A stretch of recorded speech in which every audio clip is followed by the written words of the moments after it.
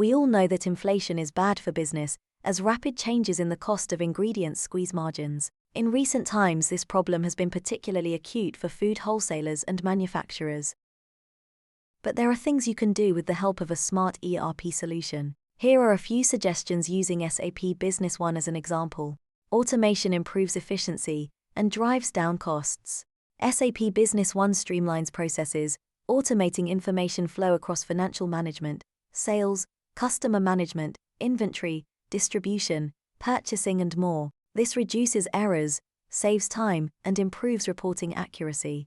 Its powerful forecasting tools help you maintain the right stock levels, reduce wastage, and improve cash flow by purchasing just in time. You can also buy from preferred suppliers at agreed prices, ensuring quality and consistency.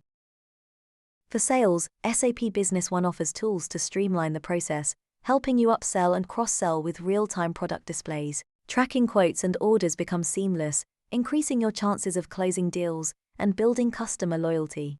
SAP Business One also empowers fast decision-making, as it provides dashboards with pre-built KPIs, giving you the insights needed to act quickly.